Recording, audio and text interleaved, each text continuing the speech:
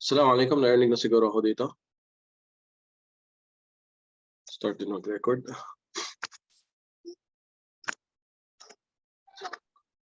Okay. Bismillah wa salatu wa salam ala rasulillah wa ala alihi wa sahbihi ajma'in. Wa ba'd. Assalamualaikum wa rahmatullahi wa barakatuh. Napaumanhi sa oras na kasi dapat 3 nga mag-start pero tamaan tayo ng sala ng Asr. Nadaanan tayo so magsala muna tayo ng Asr. So nakikita nyo ang topic ngayon dito. Salamat din sa inyong pag-aantay.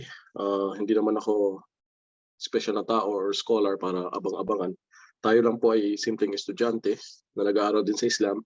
At siguro sa mga manonood natin ay mas may kaalaman pa kaysa sa atin pagdating sa about sa kasaysayan ng Kaaba, sa kasaysayan ng Makkah. So, buti last week, ito din yung naging subject namin sa BTEC patungkol din sa bahagi ng umpisa ng starting ng Kaaba na istorya nito. So, hindi sapat. Minsan naimbitahan ako sa isang program na kailangan ko magsalita patungkol yata sa about sa Sunnah or something. Yung pinakita ko to sa isang ustad na nagmamasteral na. Sabi niya sa akin, kung yan din ang topic ibibigay sa akin, kailangan ko ng 1 linggo para maghanda. Ustad na yun nagmamasteral na yun Tayo pa kaya na simpleng estudyante. Kaya minsan yung mga ibang topic, lalo yung katulad nito, kasaysayan, history or ng history ng Kaaba, ay napakahaba sa totoo lang. Sobrang haba. Kaya po, ito po, dalawat kanan ng 2 libro ang nasa tabi, nasa harap ko, dalawat kanan. At hindi ko pa talaga tapos. Pero inshallah siguro basic lang yung kukunin natin yung mga short story para maunawaan kung paano nabuo o nagsimula ang Kaaba sa Makkah. Inshallah, hindi na naisip ko din habang binabasa ko lahat to, sabi ko, hindi naman kailangan buong detalyadong story ikukwento natin ngayon dahil baka abutan tayo ng 2 oras. Saka lalo late na ako dumating ngayon sa oras niyo. So, inshallah, mai-fit natin kahit wala pang mga 15-20 minutes inshallah. Sa basic lang para paano maunawaan ang pag-start ng Kaaba. So ito po, inshallah, okay po? Narinig ako, malinaw ang mic, at nagre-record din ako para sa aking YouTube inshallah. At ilalagay din to sa MOPA Academy ng page nila at YouTube channel nila. So, way back, para maintindihan natin yung pagsisimula ng Kaaba sa Mecca, balik muna tayo kay Propeta Abraham. Doon lagi tayo babalik kay Propeta Ibrahim alayhis salam. Doon nagsimula ang lahat. Si Propeta Ibrahim alayhis salam ay taga Babylon, kung saan kilalang bansa ngayon ay Iraq. Okay? So ngayon kilala siyang Iraq na which is bansang Arabo, pero noon panahon hindi pa ito bansang Arabo kasi ang mga Arabo ay galing Yemen. Okay? Maliit pa sila na tribo or lahi dati. So hindi pa kumakalat ang Arabo noon sa Middle East kasi lahat ng Arabo ay galing sa Yemen. Bale, ito po ay wala sanang politiko yung tawag dito, yung Zoom ko kasi yung background ko flag ng Saudi, di ba? Kulay green tapos may la ilaha illallah Muhammad. Kanina ko pa tinatry palitan pero hindi ko mapalitan. Anyway. So, tawag dyan. Si Ibrahim ay taga Babylonian kung saan doon siya lumaki, pinanganak, doon siya tumira, doon yung tatay niya, yung time na yun. At doon na din siya naging propeta at naging mensahero na matagal niyang ilang taon niyang binibigyan ng babala ang mga tao sa pag-iwas sa pagsamba sa mga Diyos-Diyosan, sa mga rebulto. Yan ang gawain ng mga tao sa panahon niya. So, alam natin yung story shortcut kay Ibrahim na hanggat hindi nakinig ang mga tao sa kanya, pinarusahan pa siya, tinapon pa siya sa pinakamalaking apoy na ginawa nila. At may matutunan din tayo doon sa tinapon siya sa apoy na hindi siya humingi ng tulong sa anghel o sa Angel Gabriel na ino-offeran siya ng tulong, bagkus sa Allah siya direkta humingi ng tulong. Kaya ang apoy naging malamig para sa kanya. At hindi siya sinaktan. So, hindi siya nasunog sa apoy, for short. Ngayon, umalis na si Propeta Ibrahim doon pagkatapos din niya binigyan ng magandang paalala ang kanyang tatay na hindi talaga nakinig. So sa lahat ng tao sa lugar nila ay sinasabing 2 lang ang sumama sa kanya. Isang babae si Sarah na naging asawa niya at isang lalaking si Lut na pamangkin niya. Yes, yung pamangkin niya. Kaya nag-migrate si Ibrahim sa lugar ng Canaan, sa Canaan na lugar. Saan yun? Ito yung tinatawag na Palestine ngayon. So nag-migrate siya dito sa Palestine kung saan galing sa salitang Philistines. Ibig sabihin ito yung binigay ng mga pangalan ng mga Romano o Greek the Philistines, itong mga tao, na which is kilala din kasi marami din pangalan itong mga tao. Philistines, sila yung Philistine ngayon, at Canaanites, mga Canaan. So itong mga Canaanites ay lahi nila mga Arabo, galing, hindi ako nagkamali, si Ham or si Sam, na anak ni Noah. Kasi sa tatlong anak ni Noah, ayon sa kay Ibn Kathir, sa mga nakukuha niyang information, na yung tatlong anak ni Noah, si Sam, or si Ham, or si Japheth. Nakalimutan ko to i-review kanina para isama din para sa topic na ito. Basta isa sa anak niya doon daw galing ang Asian, isa sa anak niya doon galing ang Romano, ang mga European, mga lahing European. Isang anak niya doon galing ang mga Arabo. So ang Canaanites, talagang nauna na nakatira ang mga Arabo sa Palestine. So hindi to about Palestinian, okay? So tumira doon si Ibrahim. Si Ibrahim, ang lahi niya, kanina tinanong ko sa isang ustad yung isang araw, sabi niya may mga scholar, unang pananaw, Khalidians. Khalidians sinasabing lahi niya. Ito ay yung mga lahi noon na nakatira bandang Babylonian, kumalat dito sa bandang Middle East sa North. Tapos pangalawang din pananaw ng mga scholars na ang lahi daw niya ay Arabo. Pero yun ang ayon sa mga scholars kasi minsan may mga salungat dyan ng mga scholars pagdating sa mga pagkahalungkat nila sa ano bang lahi ng mga noon panahon itong propeta. So ang salita niya ang salita niya is Syriac at Hebrew. Pero hindi nangangahulugan na Hudyo siya kasi ang salita ng mga Israelites ay Hebrew. Pero may dalil tayo sa Quran na sinabi ng Allah na hindi naman siya Hudyo o Kristiyano. Pero kung ang lahi naman niya Hebrew, kasi hindi naman porket Hebrew ang salita ng tao ay ibig sabihin Hudyo na siya, no? Or Israeli na siya. Kasi kahit ako yung bata ko, medyo marunong pa ako mag-Hebrew noon, nakakaintindi din ako. Salita ni Moses ito. So, ang Syriac ay isa sa dialect ng Aramaic. So, isa din to sa salita niya. Isang dialect ng Aramaic, kung saan yung salita niya Jesus. So, ngayon, naintindihan na natin shortcut ni Ibrahim, kung ano lahi niya, sino siya, ano siya. So, nag-asawa siya kay Sarah, kung saan si Sarah ay may edad na hindi magkaanak. Shortcut natin yung story. Huwag na natin sama sa Egypt, ganyan. Kasi ang habol natin yung kasaysayan ng Kaaba. So, hindi siya magkaanak kay Sarah. So, okay, pupunta yata tayo ng konting Egypt kasi doon niya nakuha si Hagar. So, yung pumunta sila ng Egypt, may hari doon, hari na sobrang kurap, na lahat ng babaeng na kursunada niya ay inaasawa niya, kinukuha niya. Kailangan pala natin dumaan sa Egypt. So, magbabiyahe tayo ngayon from Palestine to Egypt. Kasi doon natin makukuha si Hagar. Saan galing si Hagar? Yung isang asawa niya, nandun siya nagkaroon ng anak. So, sinabi niya kay Sarah, ngayon, pag tinanong kayo, sasabihin ko na kapatid kita. Okay? Papakilala sila magkapatid. Kasi nga, pag nalaman siguro mag-asawa sila, pakapatayin si Ibrahim para lang agawin si Sarah at ibigay sa hari. Kasi itong hari na to, lahat ng mga babae na konkursunada ay kinukuha at inaasawa niya. So yung tinanong sila, sinabi niya kapatid ko to. So kinuha si Sarah, binigay doon sa hari. Ngayon yung hahawakan ng hari ito si Sarah, lalapitan niya, may nangyayari doon sa hari na parang napaparusahan.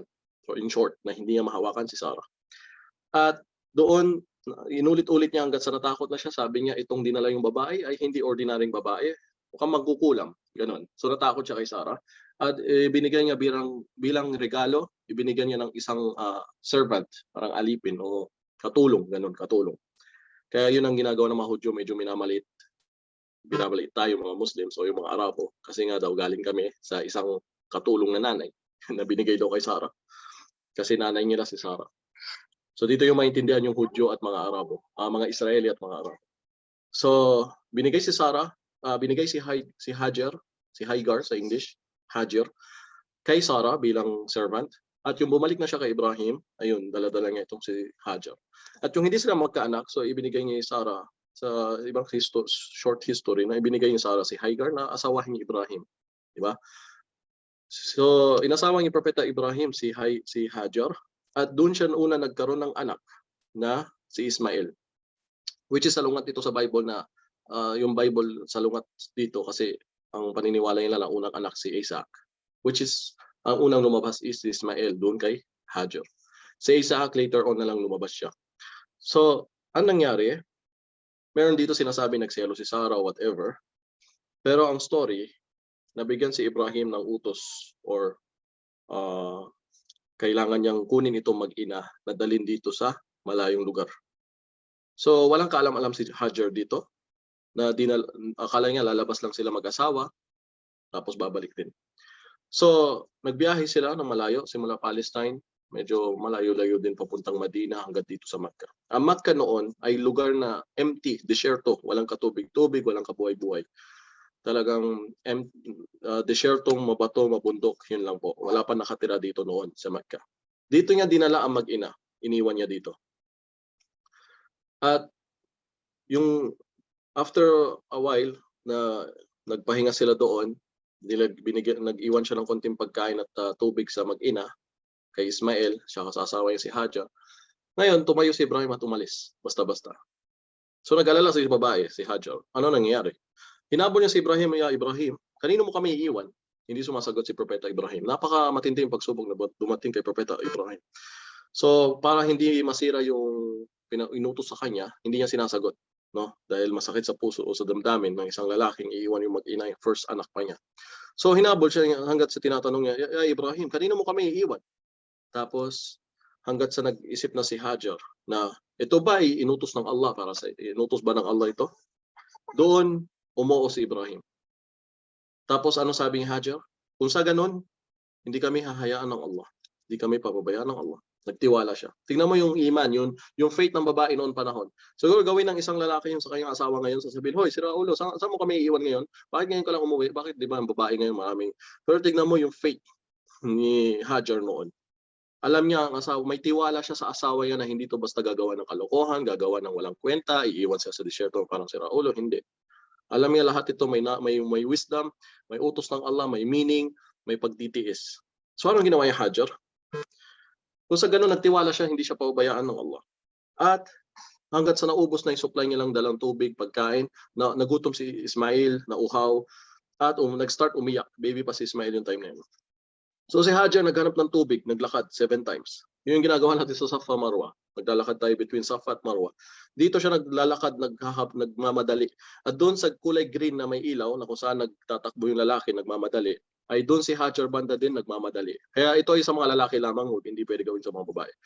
So tawag doon, naghanap siya ng tubig in short, at akit siya sa Safa Marwa, hahanap siya ng tubig hanggat sa bumaba ang anghel na binukal ang part ng lupa na kung saan lumabas ang Zamzam, tubig ng Zamzam. So doon nakainom sila mag-ina, at yung mga tao, mga Yemen na Arab, kasi lahat ng mga Arabo ngayon na 22 na bansa sa Middle East ay galing sa origin nila ay Yemen. Galing talaga kami lahat sa Yemen ng mga Arabos.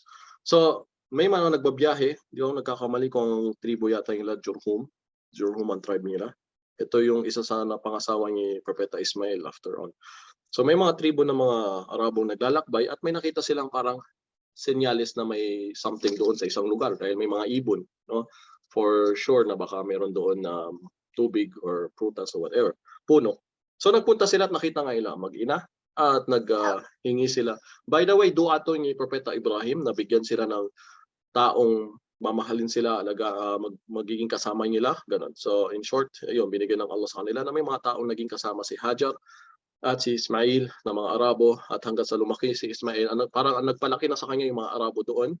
Kaya doon na-adapt ni Ismail na maging Arabo, na naging Arabo siya dahil sa pag-aasawa ng Arabo na nagkaroon sila ng anak na mga Arabo. At lumaki na siya sa kultura ng Arabo, na-adapt niyang kultura at ugali or lengguwahe nila.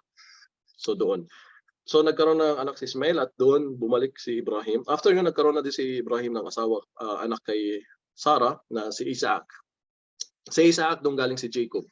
Si Jacob, isa sa pangalan niya, si Jacob, isa sa pangalan niya ay Israel. So si Jacob, si Jacob, mayroon siyang 12 na anak at yun tinatawag na 12 tribo ng Israel. Okay, in short lang yun. So ngayon, paano nag-umpisa ang Kaaba? Ito na yung dumating si Ibrahim sa Makkah, na kinausap niya si Ismail na may inuutos ang Allah sa kanila na may itatayo silang bahay na lugar na dasalan. So sino ba talaga una nagtayo pala ng lugar na dasalan dito? Sa mga ibang stories, may unang-una dito sa libro na ito, sa history ng Kaaba, sinasabi dito ang Kaaba has been built more than once. The famous occasion on which it was rebuilt are 5 5. 5 beses daw ni-rebuild itong Kaaba.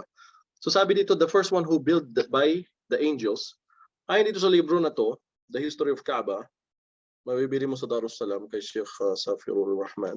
Sabi niya, ay una, nagbuo ng Kaaba ay ang anghel, sumunod si Adam, sumunod si Ibrahim, sumunod mga Quraysh, at hanggang sa huli, ni-rebuild ni Ibn Az-Zubayr. So ilang beses ang Kaaba pala is na-rebuild. Okay? Under construction laging, ni-renovate or binubuo ulit. Dahil ito ay luma at nasisira. So ang lugar pala ng Mecca, sinasabi din sa history, ayon sa mga ibang scholar, na ito daw yung unang lugar kung saan nagkita si Adam at si Eve, si Hawa, yung binaba sila dito sa mundo. So dito sila nagtagpo at wala pang clear na evidence kung saan ba talaga sila ibinaba. May nagsasabi si Hawa binaba sa Safa, si Adam sa Marwa, or si Hajar ay si Eve, si Hawa ay binaba sa Mecca, si Adam binaba bandang Sri Lanka. So iba-iba sa story sa mga salaysay ng scholar, pero wala pang malinaw na ebidensya doon. Ayon sa Islam Q&A kay Sheikh Muhammad Saleh Al-Munajjid, wala pang malinaw na evidence kung saan. So in short, ito yung lugar na unang naging dasalan ng mga tao simula pa lang kay Adam. Ayon sa ibang scholar na ito yung unang lugar kung saan nagdasal si Adam, itong Mecca. So talagang unang-unang tao pa lang sa mundo, tatay natin si Propeta Adam, ay nagdasal na dito sa lugar na ito. So meron na talagang lugar dito parang sinasabing masjid, no? Musalla. Dasalan na talaga itong lugar na ito. Pero sa time ng Ibrahim, sinasabing na ibuo itong Kaaba. Na kasama ang anak niya, na itinayo nila, bumuha siya ng bato-bato, binuo nilang dalawang mag-ama. Hanggat sa mayroon ditong last na bato na ilalagay na lang doon sa gilid, na kung saan ipinakita kay Ibrahim ang Hajar al-Aswad na dating sobrang puti ito, na bato na mula sa labas ng mundo. Hindi yan galing dito sa mundong ito. At itinayo ang buong Kaaba at yun ang dinuktong doon, dinagdag doon ang Hajar al-Aswad. So, ang lugar na yan ay puro lugar itong lugar ay naging lugar ng pananampalataya, mga mananampalataya. Puro mga Muslims for short, na sumasamba lang sila sa isang Diyos. At in short, mahaba ang story dito. Tapos, tawag dito, ang Kaaba, ang Mecca pala ay maraming pangalan. Dito, may mga iba't ibang pangalan. The Holy City has many names. Approximately 50. Sabi dito, mga 50 ang pangalan niya. Allah called Mecca 5 names. So, ang Mecca ay tinawag ng Allah sa 5 pangalan. So, makikita din to sa Quran. Sinabi, Mecca, tinawag siyang Mecca, tinawag siyang Bakka, tinawag siya Al-Balad, tinawag siyang Al-Qarya, at tinawag siyang Ummul Qura. At lahat yan may evidence dito sa Quran, tulad itong surah. Sa surah chapter 48 at verse 24. Anong tinawag niya dito? Bakka. Dito niya tinawag ng Bakka. At dito sa isang chapter, surah Al-Imran, tinawag niya naman niya dito, Bakka din. Dito Mecca, dito Bakka, tapos dito Mecca. La uqsimu bihadal balad, at dito naman balad. So andun yung mga pangalan niya na tinawag siyang iba-iba itong city na ito. Okay? 5 katawagan, Mecca, Bakka, Al-Balad, Al-Qarya, at Ummul Qura. Kaya pala may university doon na Ummul Qura. Okay? So in short, tumagal ng panahon, yung namatay na si Ismail, hinawakan ito ng mga anak niya. Ngayon po na tayo sa isang aklat na Arabic. Ay, Tagalog pala. Yung namatay na si Ismail, hinawakan ito ng mga anak niya at kinuha ito ng mga Jurhum na tribo, itong mga Arabo, na sila na ang humawak, pinalayas itong mga anak niya na hindi hawakan. Basa ko yata ito dito sa kabila. Ang hirap pag hindi nag-summarize, no? Walang oras eh. So dito after ng tumagal ng panahon, may nagdala ng idol worship doon sa Mecca. Doon nagsimula ang pagkakaroon ng maraming rebulto na nakapaligid sa Kaaba. Na dinala ito ng isang kanina ko lang nabasa yung pangalan niya dito. Sensya na, hindi ko na maayos kaliwat kanan na libro dito sa ako nakita yun. Mayroon pag estudyante pa lang tapos pinag-research na. In short, dinala nitong lalaki na to ang idol worship doon at doon nagsimula na magkaroon ng maraming rebulto doon sa paligid sa Kaaba. Sinasabing 360 na nakapalibot na rebulto doon sa Kaaba. So after nyan, sa panahon ni Abdul Muttalib, mayroon hari sa Yemen na naiinggit sa nangyayari o naiinggit siya sa nangyayari dun sa, in short, dun sa nangyayari sa Makkah. Dahil ito ay puntahan talaga sentro ng pilgrimage na puntahan ng mga tao noon panahon dito sa Arabia. Puntahan ng mga iba't ibang lahi na parang center ng market. Parang andun na yung haraj, andun na lahat. Center of worship, center of market, lahat. So doon nagtatagpo. So gusto din niya magkaroon ng ganito sa inggit niya. Nagtayo tuloy siya ng katulad nito sa lugar nila. Na malaking church na tinawag niyang Al-Qusay. Al-Qusay. Ang pangalan niya si Abra. Ayun, si Amir bin Luhay.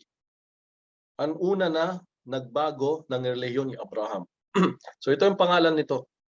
Si Amir bin Luhay ay pinuno ng Khuza. Isa siyang manghuhula at may kaugnay sa jinn na nagpupunta sa kanya at nagsabi, "Madaliin mo ang iyong paghahakbang at pagtungo sa Tihama na mayroon mga mabuting kapalaran at kaligtasan. At matatagpuan mo ang mga Diyos-Diyosan na naghihintay doon. Dalhin ang mga ito sa Tihama at huwag katakutan. Manawagan sa mga Arabo na sambahin sila at sila ay tutugon." So ito yung story na nagdala ng idol worship din sa Kaaba. Kaya't nagpunta siya sa Jeddah at natagpuan ang mga ito. Dinala niya ang mga ito hanggang makarating siya sa Tihama. Dumalo siya sa Hajj at nanawagan sa mga Arabo na sambahin ang mga ito. Okay? So doon nagsimula ang mga tao dito, mga Arabo dito na natanggal sila sa religion ni Abraham. Kaya kung sino ang umalis doon sa paniniwala ni Ibrahim ay hindi na sila mga mananampalataya o sinasabi mga Muslim. Dahil nagtambal sila sa Allah at nagdasal sa mga Diyos-Diyosan. So, shortcut lang tayo doon kay na to. Si Amir bin Luhay. Okay? Alhamdulillah yung mga ganitong libro nakakatulong na nakapix din organize. Okay, so marami mga Diyos na dinala dito. Ang panimula ng bahagi.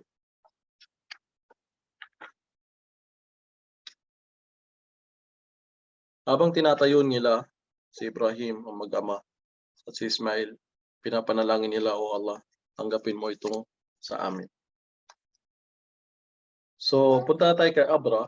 Yung nainggit nga siya dito, nagtayo din siya ng malaking church na kung saan para doon mag-hajj ang mga tao, doon mag-pilgrimage sa kanya. So, nangyari, meron isa na pumunta doon at binastos yung kanilang lugar. At nagalit dito si Abra, nalaman niya yung tao na ito ay taga Makkah. At doon naisipan niya sugurin na ang Kaaba. Kaya dito, nagpadala siya mga elefante, malalaking mga elephant galing Yemen na sirain ang Kaaba. Ayun, ang tinayo yung church, ang pangalan ay Qulais. Para yung mga Arabo ay mag-pilgrimage doon kesa sa Kaaba. Mula Kaaba ay pumunta doon sa church niya na tinayo niya sa Yemen. So yung susugod na ito si Abra, kasama mga malalaking elefante at mga sundalo para sirain ang Kaaba. Si Abdul Muttalib ibn Hashim ang namumuno sa time na yon. Ito ay lolo ng propeta sallallahu alaihi wasallam. Hindi pa pinapanak ang propeta dito. So dito, nagpadala ang Allah ng mga ibon para wasakin itong mga tao, itong mga sundalo. At doon namatay itong mga sundalo. So ngayon, fast forward na tayo sa panahon ni Prophet Muhammad, peace be upon him. Ang Kaaba yung time na yon ay nasisira na ito. So dito may mabasa tayo, sabi, ang pagtatayong muli ng Kaaba. Nang ang mensahero ng Allah sallallahu ay 35 taon. So 35 years old ang propeta sallallahu, yung isinagawa ng mga Quraysh ang pagtatayo muli ng Kaaba. So ang Kaaba ay i-renovate nila, ayusin ulit. Nang ito ay humantong sa pagkasira. Ang mga scholar ng sira ay nagsabi na matapos bawian ng buhay si Ismael, ang pamamahala ng bahay ay nasa kamay ng mga kanyang mga anak na lalaki. Pagkatapos ay pinalayas sila ng Jurhum at nanatili ito sa kanilang pamamahala hanggang sa lumabag sila sa kabanalan nito at gamitin kung anong ang inalay para rito. So nagkaroon ng personal interest yung paghahawak ng mga tribo ng Jurhum na ito. Alam ko dito siya nakapag-asawa, mga Arabo to. So sila ay nagkagawa ng mga karahasan laban sa mga pumapasok sa Mecca. Naging corrupt pala itong mga tao na ito. At pagkatapos nila, nakuha ng Khuzah ang tungkulin para dito. Laban sa mga tribo ng Banu Mudar ay mayroon 3 mga tungkulin. Fast forward tayo sa mga tungkulin na yan. Ngayon, nasisira yung Kaaba, siguro sobrang luma nito or dahil sa tagal na nito. So si Ibn Ishaq ay nagsabi, yung nang umabot sa 35 taon gulang ang mensahero ng Allah. So si Prophet Muhammad that time hindi pa siya mensahero dahil dumating ang mensahe sa kanya 40 years old, di ba? So itong time na to ay 35 years old pa lang siya, pinata pa. Oh, nakapag-asawa na pala siya dito kasi 25 years old niya na pangasawa si Khadijah, di ba? Okay. So nag-alala sila. Okay, nagtipon ang mga Quraysh upang itayo muli ang Kaaba. Nag-alala sila sa paglalagay ng bubong dito. Subalit nangangamba sila na pagwasak nito. Binubuo lamang ng mga hanay ng mga bato na pinagpatong-patong na mataas. Mas mataas lamang sa sukat ng isang tao. So ganito pala itsura ng Kaaba doon. Ang Kaaba noon ay halos sukat lang ng isang tao. No, binubuo lamang ito ng hanay ng mga bato na pinagpatong-patong. At ang Kaaba noon ay pinagpatong-patong ng mga bato nito na mas mataas lamang sa sukat ng isang tao. Nais nila ito itaas at takpan nito ng bubong. Ibig sabihin ng Kaaba noon ay wala din bubong. Di ba dito? Pag maganda talaga mag-aral ng history na nalalaman mo ganito pala itsura ng Kaaba dati. Wala palang bubong ang Kaaba dati. At hindi siya square ang Kaaba noon, okay? Tinayo nito ni Propeta Abraham. Ang Kaaba na nakikita natin ngayon sa Mecca ay hindi yan ang original itsura ng Kaaba noon. Ang Kaaba, ang itsura niya ay rectangle. Okay? Hindi siya square. Hindi siya cube. Rectangle. Kaya yung parte doon ng bato, nakikita yung ganito. Di ba kapag mag-umrah tayo, hindi tayo pwede dito sa papasok. Dapat sa labas tayo yung bato na yun. Dahil dati, itong bato na to, kabilang din to sa Kaaba. Ito ay parte din ng Kaaba noon.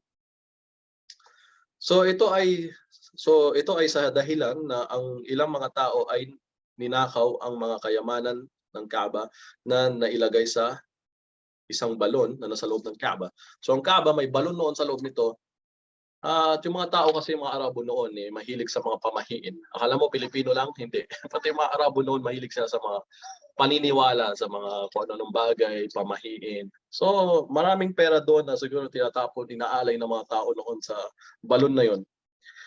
So samantalang isang arko, ngayon ang mga tao, yung mga Quraysh gusto nilang i-rebuild ang Kaaba. Ngayon paano nila gagawin ito? Kulang sila sa budget. Nag-meeting sila patungkol dito. Ngayon nakakolekta sila ng mga, sabihin natin mga engineer, hindi naman engineer, or mga karpentero, yon sa Mecca. At may mga naka-ready na mag-volunteer o magsaayos nito. Ngayon kulang sila sa mga kagamitan na pagtatakpan dito. Ngayon may balita sa Jeddah, sa bandang Jeddah, samantalang isang barko na nagkawatak-watak na pag-aari ng mga ngalakal na Romano, na ang inanod ng dagat patungo sa Jeddah. Kinuha nila ang mga kahoy nito at ginamit upang bubungad ang Kaaba. So, may barko sa Jeddah. Ano ko lang yung stop, okay. So, may barko sa Jeddah mula sa mga pagmamay-ari ng mga Romano nagbi-business, mga ngalakal, at nasira ito, nagkawasak-wasak ng alo ng bagyo. At nadala yung mga kahoy tuloy, mga parte ng barko sa Jeddah. So kinuha nila ito para gagamitin nilang bubong sa Kaaba. Meron isang ahas na palaging lumalabas mula sa balon ng Kaaba araw-araw. Inihagis dito ang mga alay. Araw-araw ay inahagis dito ang mga alay. Pinaarawan ng ahas ang kanyang sarili mula sa pader ng Kaaba. Ito ay kanilang kinakatakutan sa dahilan na kapag mayroon isang lalapit dito, inaangat dito ang kanyang ulo at okay. So, ngayon naman, may ano na sila, mga karpentero, kumpleto na sila sa mga tao gagawa. May nahanap na din silang kahoy mula sa Jeddah na galing sa barko ng mga Romano na gagamitin nila bubungan ng Kaaba. Problema ngayon, may malaking ahas doon sa loob ng Kaaba na nasa loob ng balon na lumalabas minsan nagpapaaraw. Excuse me. Tapos, yun ang kinakatakutan nila paano maalis ito. Ngayon, may isang ibon, isang araw na ito ay nagpapaaraw sa pader ng Kaaba. Nagpadala ang Allah ng ibon sa ahas at ginagkit niya ito. At lumipad. Okay, so yun. So madaling salita, kinuha ng ibon itong ahas at umalis. So nawala na ngayon yung ahas, kinuha ng ibon. Ngayon iniisip nila isang sign na, okay, tinulungan tayo ng Allah, inalis itong ahas. May tutuloy na yung trabaho nila. Doon sa binabalak nila. So mayroon tayong kabigatan na mahusay na kompetero. Okay. Mayroon tayong mga kahoy, okay. At inalis ng Allah para sa atin ang ahas. So kompleto na sila. Nang mapagpasya nila, alisin ng kasangkapan at itinayo nito muli. Ay kumuha ng bato mula sa Kaaba, subalit ito ay lumundag mula sa may. Okay, gusto niyo na palitan ng bato o dagdagan ito o palitan kung saan yung nagtatanggal sila ito ay bumalik yung bato o kaya para mausod yung mga bato ng Kaaba, inuusod nila ng ibang bato na galing sa ibang lugar o hindi bato mula doon sa Kaaba na kung saan hindi ito maisingit doon. Dati nitong lugar ito. O mga mamayan. Huwag kayong maglagay ng gusali ito ng anuman maliban lamang sa mga kinita nito sa tamang pamamaraan. Hindi ang mga kinita. Okay, kasi yung mga kinita nga ila sa mga haram at yung pinambili nila ng mga bato sa ibang lugar o yung mga gagamitan na hindi mailagay doon sa Kaaba, hindi tinatanggap ng Kaaba kung ano yung mga galing sa haram na kinita. Kaya ito may nagpaalala sa kanila. Hindi ang mga kinita sa prostitution o di kaya ay mga kinita sa pagpapatubo o anumang bagay na nakuha dahil sa panglaman laban sa kanilang mga tao. Okay, matapos ito, nahati ang mga Quraysh sa paggawa ng pagtayo muli ng Kaaba, ang bahagi kung saan naroroon ang mga pintuan at ipinagkatiwala sa Banu Abdi Manaf. Samantalang ng pagitan ng okay, so bakit naging cube ang Kaaba? Kung ito ay rectangle noon, ang shape pala niya ay bakit naging ano na lang, naging cube siya ngayon, naging square. Ang mga Quraysh time na yon ay nakapos sila sa budget. Hindi kumasya ang budget nila sa buo na maitayo yung buong Kaaba sa shape na kung paano ito tinayo ni Propeta Ibrahim at Ismail. Kaya dito, naitayo lang siya ng cube. Okay, for short. Kasi basahin ko itong mahabang story, ito yung naalala ko dito. So sa takot ng mga tao na gibain ang Kaaba, subalit si Al-Walid ay nagsabi, ako ang mauuna sa inyo na magsisimula gibain ito. Kinuha niya ang palakol at nagsimula itong gibain. Habang sinasabi, O Allah, hindi kami lumihis mula sa iyong reliyon. O Allah, nais lamang namin gabing iyon, nais namin na gumawa ng mabuti. Okay, so ito yung sinasabi ni Walid, Al-Walid, yung time na siya yung nag-volunteer na sirain ang bahagi ng Kaaba. Sirain yung bahagi nito. Kasi yung mga time na yun, takot yung mga tao. Ganito pala ang respeto ng mga Arabo sa time na yon sa Kaaba. Ganito sila katakot. So at nagiba niya ang gilid ng dalawang sulok ng gabing iyon. Naghintay ang mga tao at nagsasabi na anuman ang mangyari sa kanya, hindi na natin dapat gibain ang anuman dito at ibalik natin sa dati. Okay, so nag-aantay lang sila. Parang ito yung taong pinustay nila, si Al-Walid. Na siya yung nag-volunteer na okay, siya mag-experiment. Nag-ibain niya itong kalahati ng Kaaba, itong party dito, na pag may nangyari sa kanya, sabi ng mga tao, ibig sabihin wag na nila ituloy. Pero ano nangyari sa kanya? May nangyari nga ba sa kanya?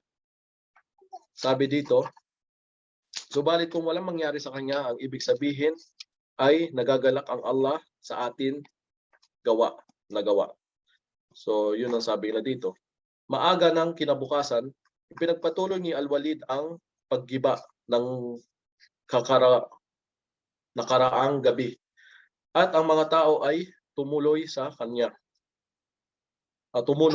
Okay. Nagpatuloy sila at nagpaggiba hanggang sa umabot sa pundasyon. Okay. So, mahaba itong story. Sabi ko nga ba, kung babasahin talaga natin, abot tayo 2 oras yata. Kasi sa school nga, dinidivide ito eh. Hindi sa isang oras lang kinikwento lahat ito. So in short, alam nyo na ang konting bahagi ng Kaaba na story. At itong mga naalala ko dito sa nireview ko na yung binuo na nila yung Kaaba, ito ang naging itsura niya. Na nawala yung bahagi dito na rectangle niya at naging square siya. At ang pinto ng Kaaba noon ay 2. Okay? Dito ko nabasa ito. Bilambok na ang pinto ng Kaaba ay 2. Mayroon papasok at mayroon din palabas. Sa time ng dito nakausap si Aisha radhiyallahu anha na yung the prophet. Sinabi ng propeta sa kanya, nakita mo ba kung anong ginawa ng mga tao mo, ang mga Quraysh? Yung nirebuild nila ang Kaaba. They built it not fully. Hindi nila itinayo ng kumpleto sa panahon tulad ng kay Propeta Abraham. Kung hindi lang sila bago sa Islam or malapit pa sa Jahiliyyah, ay gagawin niya ito. So ito ay isa sa gusto ng sana ng propeta na ibalik ang Kaaba sa dating itsura niya na rectangle. Okay, by the way, naalala ko sa story na yon, habang yung nabuo na yung Kaaba, nabuo na ng mga Quraysh. Ngayon, natira yung black stone, yung Hajar Aswad. At nag-usap-usap lahat ng mga tribo ng Arabo na ngayon, halos nag-away kung sino ang tribo maglalagay na yon. Yung bato, kasi ganun karangal sa kanila, ganun ka-importante sa kanila itong Hajar Aswad. Ngayon, halos bawat tribo gusto maglagay ng bato doon. Ngayon, nag-away-away sila kung sino nga sa mga tribo ang maglalagay doon. Kaya tumagal itong issue na ito, halos sinasabing 5 araw. Naalala ko dito. Kagabi lang, natulugan ko ito habang binabasa ko. Kaya ito yung naalala ko. Tapos, tumagal ito mga ilang araw, hanggang sa 5 araw. At nagsabi sila na ganito na lang kung sino ang papasok unang tao sa pinto na yan o sa masjid na yan, ay siya magdidesisyon para sa atin lahat. So nag-agree sila doon. Okay. Kung sinong tao unang papasok doon, siya magde-decide kung sinong tribo o anong gagawin sa issue na ito. At dumating unang taong pumasok si Prophet Muhammad, peace be upon him. At natuwa sila dahil kilala nila si Prophet Muhammad, peace be upon him, sallallahu alaihi wasallam, ay trustworthy, al-amin, mapagkakatiwalaan, justice, no? May hustisya siya. Justice, may katarungan. So, ang ginawa ng Propeta Muhammad sallallahu alaihi wasallam, ang idea niya, kumuha ng tela o bagay na bubuhatin doon nilagay niya yung black stone doon, at bawat leader o matanda sa bawat tribo ay kumuha siya ng isa doon na maghahawak dito sa kung saan binubuhat yung black stone, at lahat sila sabay-sabay na ipapasok nila doon sa gilid ng Kaaba. So walang dumanak na dugo o nag-away na tribo sa panahon na 'yan. Dahil sa kanyang justice na ginawa. Subhanallah. So yun ang isang kwento doon hangga't sa natapos na yung Kaaba na buo. So, fast forward na tayo. Dahil di naman natin babasahin doon ang buong libro na to, The History of Makkah. Medyo makapal-kapal din siya, no?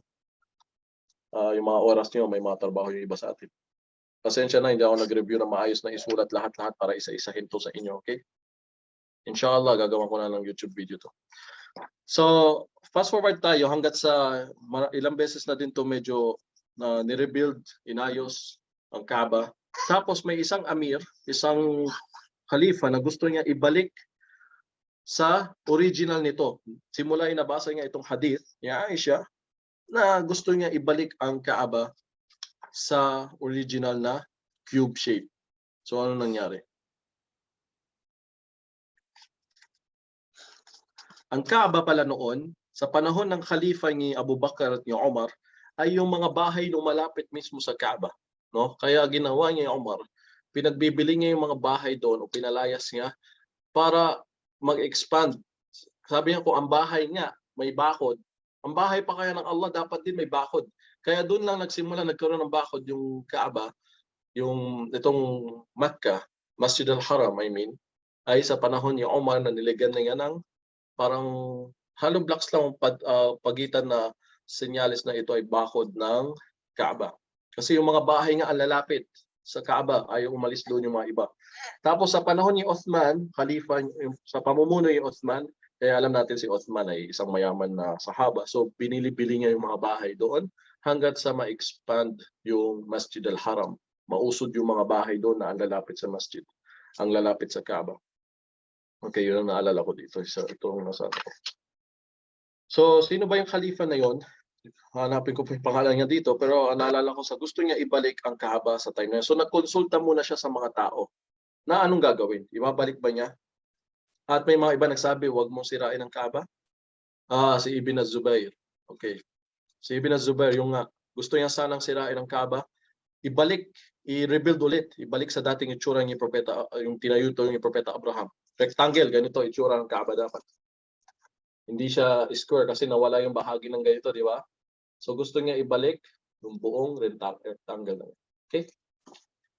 So tawag doon may mga ibang umuo, may mga iba hindi. Huwag mo nang galawin. Hanggat sa ito si Abdullah, sinong sahaba na nagsabi sa kanya, wag mo nang palitan.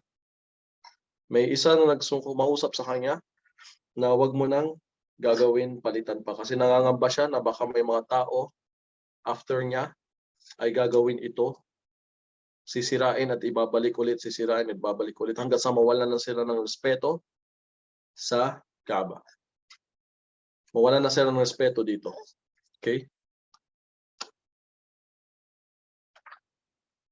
Kaya anong ginawa pa rin niya Ibn az-Zubair? Ginawa pa rin niya.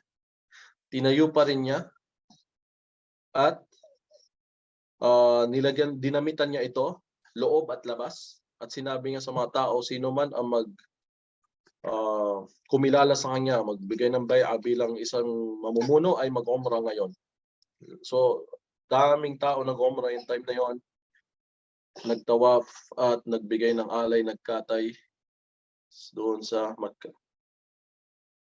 Tapos nilagyan niya ito ng pinto, papasok at palabas. So ibinalik niya sa itsura nito. Ngayon, yung namatay na si Ibn Zubair, may mga iba na naman na namuno at tinanggal ito, ibinalik na naman sa itsura ng dati. Hanggat sa the Caliph came to know the hadith of Aisha. Ngayon, yung Khalifa na ito, yung namumuno, yung nalaman niya itong hadith ni Aisha, pinagsisihan niya yung ginawa niya. Bakit niya ginawa yon? Na yung pala, meron itong hadith na yung gusto sana ng propeta na ibalik to sa original na itsura. Pero tama yung sinabi ng isang sahaba na wag na nga gagalawin dahil sa bawat khalifa o mamumuno ay papalit-palit. Yung isang khalifa gusto niya ibalik sa original ni propeta Abraham yung itsura ng Kaaba. Pag sumunod na may mamumuno, papalitan na naman sasabihin na ibalik natin sa cube. So hanggat sa mawala na ng respeto sa Kaaba o sa lugar na yan na panay sira, panay balik, panay sira, panay rebuild. Okay? So last na inayos itong Kaaba ni rebuild ay sa panahon ng Ottoman Empire. Kalimutan ko yung pangalan nitong sultan na sinasabing 400 years tumagal na wala nang pinakialaman sa Kaaba. Wala nang sinira, binalik, inayos, sinira, binalik. Tinatakpan lang ng tela. Yun. Tulad ng mga sultan sa Egypt yung panahon na yun na sila ang nagbo-volunteer na magtakip nito.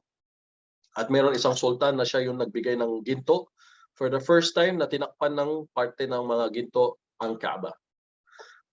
So after 400 years, simula sa Ottoman Empire na pamumuno nila na inayos ang Kaaba, ni-rebuild, ang last time na inayos daw ang Kaaba is 1996, kung hindi ako nagkakamali. 1996, naging malaking under renovation o construction ang Kaaba at dito na siya inayos ng hindi naman giniba o ano, inayos lang siya or talagang ano man pinalit nila doon na hanggang ngayon ito na yung nakikita natin na last na itsura na ng Kaaba itong panahon ngayon.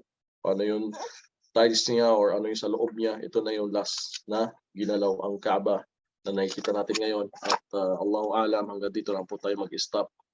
So, naway ay may naintindihan tayo doon, may napulot konting aral sa history ng Kaaba. Kaya at least kung sa future, hindi natin alam kung may gagawa niya, at least alam natin, kasi yung mga tao minsan pag sobrang jahil, yung mga Muslim, kung na isang Muslim, hindi niya alam ito. Tapos, siguro, kung may magkwento sa kanya, alam mo ba ang Kaaba sinira o ganyan? So, baka magalit, di ba? Sabi niya, wala kang hiya, kafir ka, patayin ka dapat, anong sinasabi mo sinira ang Kaaba? So, masyadong extreme. Hindi niya alam yung history na ano ba talaga itsura ng Kaaba noon. Hindi pala ito talaga cube, square, ito ay rectangle. So, kung may kaalaman siya dito, hindi na siya mabibigla. Hindi bago para sa kanya na parang ignorante na galit. Anong sinasabi mo? Kafir ka. Di ba? Ang bilis niya maghusga agad. May mga kilala akong mga ganyan. So, pero pag pinag-aaralan niya yung history, alam niya yung dating Kaaba pala, hindi ganito ang itsura, ito, ganito, okay. Doon niya malalaman, magkakaroon siya ng kaalaman. At balang araw din daw masisira ang Kaaba at hindi ko na itutuloy yung story na yun. Dito, kung sino makabili ng ganitong book sa Darussalam, baka tignan nyo din sa Jarir.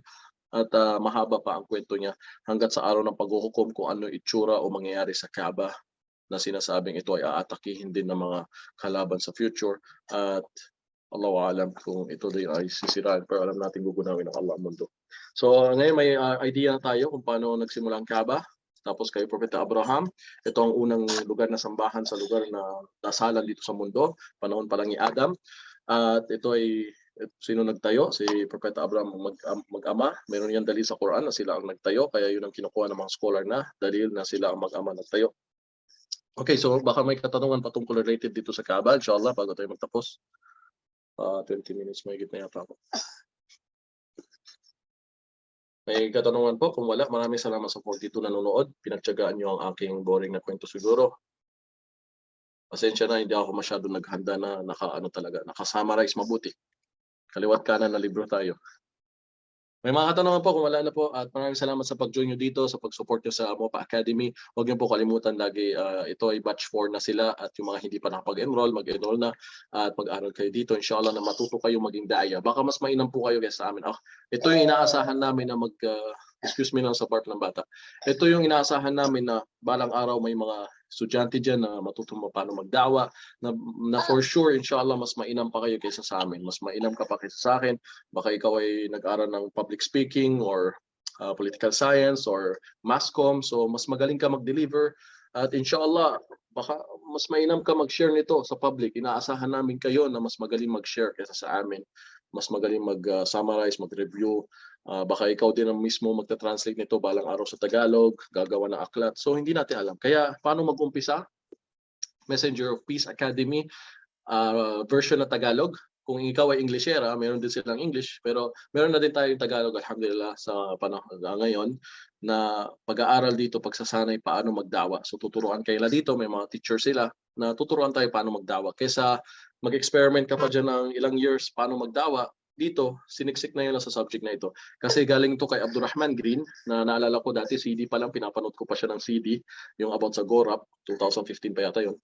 Tapos ang sabi nga niya, sa experience niya ng 20 o 25 years paano magdawa, ay pinag-mix na nila yung experience niya na shortcut na subject or course na paano mag-training sa dawa, na kesa pagdaanan mo pa daw yung pinagdaanan niya, ay ito naka-fix na. Dito na niya sasabihin kung ano ang gagawin, paano makitungo, paano makipag-usap sa mga tao, paano mo sisimulan yung dawa mo, anong gagamitin mo.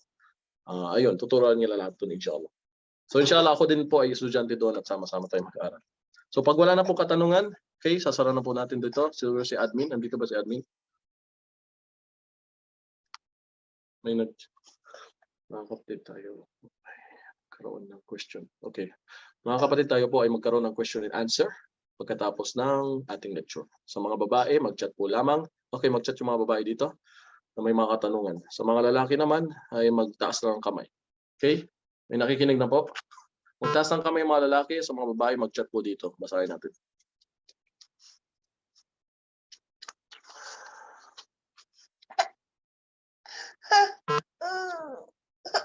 Wala na po? Okay na? Wala nang katanungan?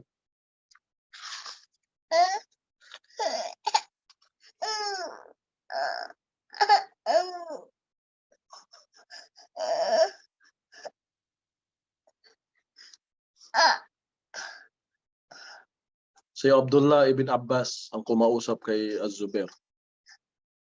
Nasabi niya, iiwanan mo na lang kung ano yung in-approve ng propeta sallallahu alaihi wasallam. Kasi nga, hindi din ginalaw ng propeta, di ba? Kasi nangangamba ako na baka pagkatapos mo ay darating ang mga tao na sisirain ito at bubuuin ulit, sisirain, bubuuin ulit hanggat sa mawala na sila ng respeto dito. Kesa naman i-repair na lang nila. Rather, you should repair it.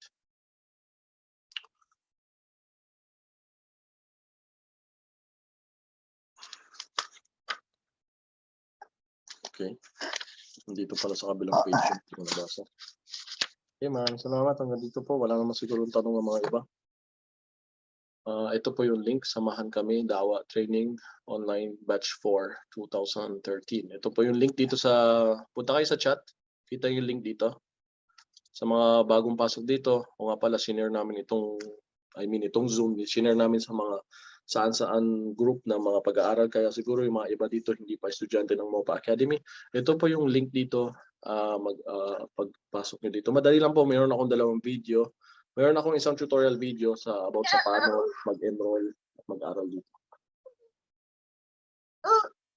Mga kailangan, email, add, malakas na connection ng internet. Ito lang yung mga kailangan. Facebook at Messenger account. Ayan ang kailangan mo. At pwede kayo mag-WhatsApp dito sa may mga kadagdagan na katanungan. Mag-uumpisa ang registration ng batch 4 sa June 1, 2023. Inshallah. Pupasok yung 2030 vision sa utak ko. Okay po. Maraming salamat sa inyo.